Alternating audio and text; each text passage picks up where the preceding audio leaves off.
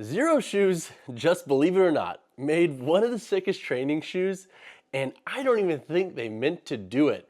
So this is the Xero Shoes X1 basketball shoe. Now, obviously it is built for basketball. And so in this review, I wanted to be very clear. I do not play basketball. I don't pretend to play basketball. I'm not gonna sit here and claim that I play basketball. But where I have tested the shoe extensively and where I wanna talk about the shoe is in the gym. I train very athletically. I do a lot of jumping, a lot of lifting, a lot of agility work, and this model has been sick. So three things to like with the X1 is number one, I think if you've been on the market, and I know a lot of us have been, looking for a zero drop shoe that gives you a little bit more midsole and protection for jumping, plyos, and lifting context in the gym, this can be an awesome option. So as opposed to most Xero shoes out there that have a very low stack height, this model actually has a little bit of a midsole. So this gives you a bit more of a cushioned feel compared to other models out there in the barefoot shoe sector that will take more acclimation to that style of training. So pro number one, if you want a zero drop, low stack height shoe for athletic style training in the gym, the X1 can be an awesome option. The second thing to like with this shoe is its overall upper security. So since this model is built for basketball, you have a good lateral support here through the upper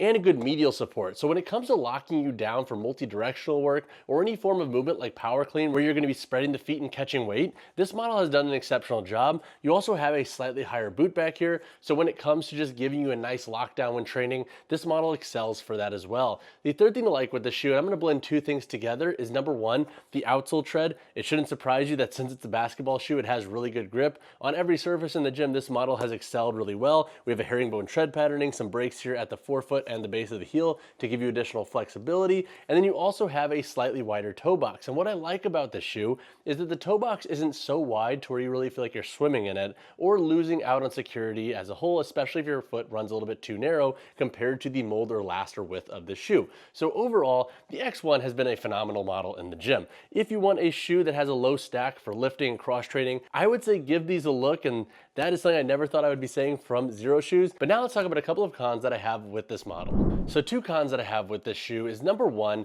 the boot does come up pretty high and it can rub a little bit under the malleolus. Now, here's the thing, I think with a basketball shoe, you want a little bit more ankle support. So this comes with a give and a take. So that's why I say, like, if you're just a normal gym goer and you constantly have to battle boots in your training shoes from scratching if the boot runs too high, that would definitely be something to consider with this model. If you wear longer socks, that should help mitigate it. And this model does have a good amount of padding, so I don't think it's gonna be necessarily a straight turnoff for everybody. But if that is something that constantly bothers you with shoes, and there are other options out there and you're just buying a shoe for training, then you may want to pass on this model just from a general comfort context. But again, I don't think it's going to be something that necessarily immediately hinders everybody. It's just something to think about and remember based on the context of this shoe. The second con that I have with this model is the price point. It does have a pretty high price point at $160. And so that said, if you are not necessarily just buying this shoe for its low stack or for basketball or buying them for training for that purposeful reason of having a little bit of midsole and a zero drop, then you could probably find models out there that will cost less. If you want, for example, a barefoot shoe for training, Xero Shoes has a lot of models that cost less than this, especially models that are typically marked down. You have models from Tolos and Torres Lift that work really great for lifting. And then if you're looking for just a more traditional training shoe that has a low stack height, you can find models out there that will cost less than the shoe. So if 160 is steep for you and you don't necessarily have the specific asks that come along with the shoe, then you can find options again that I think will cost less and perform just as well in the gym depending on what you want. To chat on the performance of the X1, I'll discuss how the shoe does for lifting, cross training, some short runs, and then also daily wear. Again, I am not a basketball player. I played ice hockey growing up. You don't want to see me on the court. I'm not going to sit here and pretend I've tested the shoe for basketball. I look at this model as being a really sick shoe for training, and that is how I've tested them. So when it comes to lifting in this model has been really stellar. And honestly, I feel like if you like to train in a more dynamic way in the sense of you're lifting, so you do a lot of strength, hypertrophy, and power work, that is where I think this shoe is going to excel the most. The midsole is plenty low, so you get a lot of ground feel, and it's very stable. So for heavy strength work, it works really great. And then if you're catching cleans, you don't have spillover in this model, and the overall grip of the shoe does a really good job. When training well over 400 pounds, this model has never given me an issue, and I like how they articulate and flex pretty well. And again, because we do have that low stack height, you do get a good level of ground feel out of the shoe. I don't think you're necessarily losing out on much because of the smaller midsole in this shoe. And if you like a little bit more boot support, you can go with the high top model, and that should work just the same. They do really well as well. Granted, you will have a slightly hotter ride, but that is stereotypical with high top shoes for lifting. When it comes to cross training, this model has also been really exceptional, and that shouldn't come to a surprise. Any shoe that's really built for basketball or even like court sports, they typically work great for cross training. They are purposely built to be really agile and good for multi-directional work, and so similarly, that is where this shoe has excelled. We have this reinforced mesh that locks you down well. You have a nice overlay over the toe box to help give you additional support there. And then with this higher boot, you also get a good level of boot support and midfoot support. So when you're doing lateral hops or any form of dynamic movements. So for example, I've been doing a lot of single leg work, really training up my knees and whatnot. And I've been doing a lot of diagonal hops and lateral hops. The shoe has felt really good. And I also do like having a bit of midsole. I think it just helps give you a bit of protection for that type of high intensity movement. It gives you a longer runway to be able to do that without feeling overly beat up, which I can have at times with barefoot shoes. So this has been a nice change of pace, especially if you like that zero drop construction. When it comes to short runs, this model does an okay job. Again, it's a basketball shoe, so it is intended to be ran in. But if you're buying a shoe specifically for longer runs, this might not be your best bet. For example, if you're running 2 to 3 miles at a single time versus doing intervals or short runs, which is where I think this shoe is going to excel, that might be something to consider. And it really depends on what you want out of the ground feel of your shoe. If you want a more traditional barefoot shoe for running and you're looking into Xero shoes, I would say probably go with the Zelen. The Prio can also be a decent option as well. So can the 360 versus this model, which can feel a little bit heavier and bulkier. But if you're doing interval runs or if you're doing sprints, for example, in a more athletic focused workout, this model should be plenty fine for your needs. When it comes to daily wear, I actually don't mind this shoe. I feel like they look decent for what they are. Not every basketball shoe looks good from a casual wear context, but I do feel like they have some colorways in the low top and high top model that can transcend the gym and the court and also look decent on your feet if you're walking about. I also like, again, that they have a bit of midsole. It gives you a bit of protection there if you're walking all day, standing all day, and you want a little bit of cushion under your feet. Overall though, this model has been exceptional. For lifting, I would give them a strong 9 out of 10. For cross training, 9.5 out of 10. I have very few faults against this model for that. For short runs, I would give them a 7.5, 8 out of 10, just keeping in mind that obviously it's not a shoe built specifically for running, but they can work. And then for daily wear, I would give this shoe a 7.5, 8 out of 10 in the sense that for a basketball shoe, I'm actually giving them a little bit of grace here because they look decent and they feel pretty dang comfortable.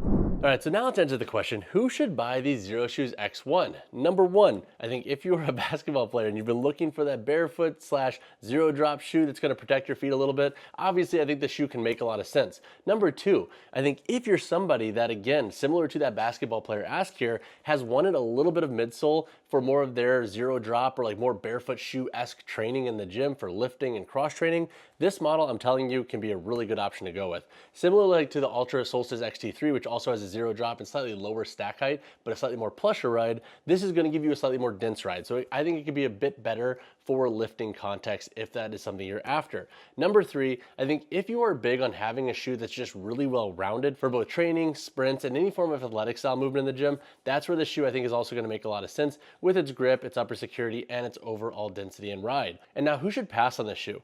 Honestly, I feel like really the only context where I think the shoe doesn't make sense is if you don't necessarily want the features that come along with this model for the price. You could definitely save money looking into other shoes if you're not specifically looking for what this shoe has to offer. But overall, I don't really have many cons against the shoe when it comes to its straight up performance or overall durability because it has held up well and it's also performed exceptionally well. All right, so when it comes to the sizing and fit in the Xero Shoes X1, I would say size these like your other Xero shoes if you already wear models from them. Now, if you don't, I think narrow, medium, and slightly wider feet, so even up to 2E widths, should be safe going true to size in this model. Sometimes I feel like with Xero shoes, they can sometimes feel a little bit narrower compared to other barefoot shoes if you're really big into the barefoot shoe game. And so if you have 3 or 4E width feet, you may want to go up a half size just because, again, it is a Xero shoe, so it's not necessarily the widest shoe in the game, even though it does have a nice width to it. So that said, most athletes and lifters I think should be safe going true to size in this model. Size them as you normally would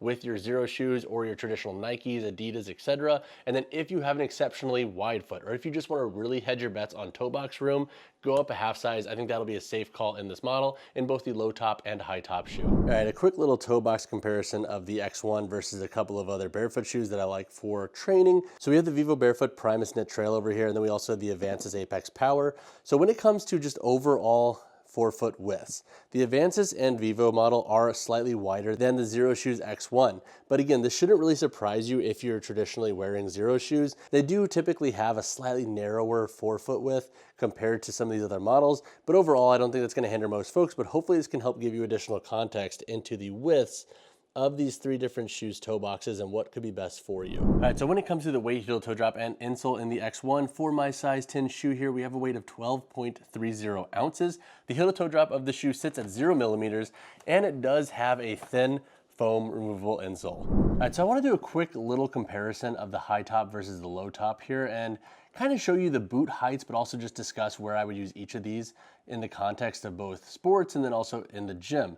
Now, when it comes to the boot height of this shoe, you can see that on the high top model, it gives you about an extra centimeter to maybe an inch on the lateral part here. So the highest part up here, maybe an inch higher, and then back here in the boot, we have about, I would say, like a centimeter to maybe a centimeter and a half of a difference there. So if you like a little bit more ankle support, that's where the high top can make a lot of sense. But honestly, I feel like from a cross training context and just feeling a little bit more versatile in the gym, the low top has been my preferred option. Now, when it comes to which should you go with, again, if you like additional ankle support, go with the high top model, whether it's for sport or for the gym. If you're in the gym and you want a shoe for a lot of powerlifting or for sumo deadlifts and you need a shoe that's going to really lock you down but give you ankle support and prevent spillover, that's where I think the high top model can also make a little bit of sense. But for the most part, the low top model has been the shoe that I have reached to most in the sense of just what I naturally gravitate towards for my style of training. But hopefully this can help kind of show you the boot differences between these models. It's not so grandiose because the low top model does have a slightly higher boot compared to a traditional training shoe. All right, so now let's go over the construction of the X1. So up here on the toe box, you have a synthetic overlay that helps it give you additional security in the shoe. It also, I think, helps prolong the durability of this model. You have a reinforced mesh material that runs from the forefoot into the midfoot and then back here into the boot. The boot itself has a good amount of padding. It does come up pretty high, and so that's why I don't think this rubbing is necessarily going to be an outright issue for everybody. There is a good amount of padding here. The tongue is gusseted, and it's also a padded mesh material. You then have also 1, 2, 3, 4, 5, 6 eyelets that go up and a 7th back here for lace lock. The tongue does slide a tiny bit, but honestly, once you get it secure, I don't think it's going to be that big of an issue for most folks. And then again, for the midsole, you have this very low stack height midsole that runs throughout. It has more of a medium density to high density feel, so you can't compress it super easily, but it does have a bit of give in cushion to it. And then looking at the outsole, we have an outsole wrap that wraps on the lateral forefoot, and then over here on the medial forefoot as well for additional bite and security. And then you also have a little bit of a wrap back here on the heel. And then looking at the outsole itself, we have a full rubber tread with a herringbone patterning, and then we have some breaks here in the midfoot and forefoot for additional flexibility of this shoe. And then again, this model does have a removable insole, and the internal construction of this shoe is finished. So if you want more ground feel, you can take out that insole and get closer to the ground. If you have additional questions on the shoe's construction, drop a comment down below. All right, so now to wrap this video up, would I get this shoe again? I would. Honestly, I feel like at this point in my career, very rarely am I surprised by a shoe, or does a shoe ever come across my radar where I'm like, I didn't know I needed that, but I really like this, and I'm gonna keep it in my rotation. And that has been the X1 for me. If you have additional questions on this model, drop a comment down below or reach out to me personally, whichever you prefer. And as always, y'all, drop a like on the video, subscribe to the channel. I'll see you guys in the next one.